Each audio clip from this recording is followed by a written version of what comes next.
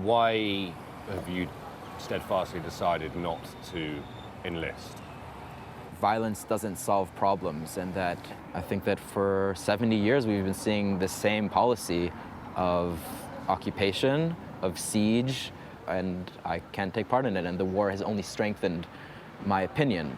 I believe that every person should work to stop the violence from their own position. You reported for duty, so to speak, but told them that you would not be participating. What is the process? So I arrived at the enlistment place. I told them I'm not doing this. I refuse. So they've heard of this before, and they sent me to the holding cell, and then I got sentenced for 30 days. And you spend your sentence in a military prison. Yes. What is life like there? We're treated like soldiers inside the military prison. You wake up early, you always clean your cell, you have to stand still for long periods of time. Do you think some of the people that you serve time with, or some of the guards, or even the wider Israeli public consider you a traitor?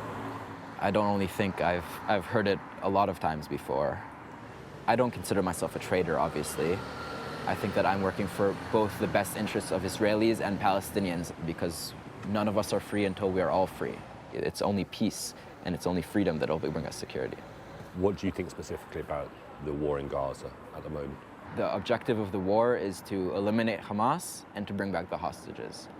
I feel like both of these objectives, they can't be achieved with more and more fighting, because like we saw, the way that we brought back the hostages at the end of the day was a deal where we exchanged prisoners for hostages. About the second objective of eliminating Hamas also will not be achieved with fighting. The way that Hamas will not rule in Gaza anymore is when the Gazan civilians will lose trust in them. And the only way to make that happen is by showing people that there is another way. You now got to report for duty again on Tuesday. You'll refuse to serve again, will you? Yes. They think that sentencing me for 30 days will somehow make me feel threatened, but I don't feel threatened. I stay with my beliefs, and I'll refuse to serve once again. There are ways of getting exemptions in other ways, for example, mental health exemption, but I feel like not wanting to serve is not a mental problem, and it shouldn't be seen as such. I want to show that I don't want to serve because of my beliefs and because of my values, and that is not a mental problem. And you fully expect to go back to prison on Yes. Tuesday evening? Yes, on Tuesday afternoon or evening, I'll be sent back to prison for another sentence. Must play on your mind a bit.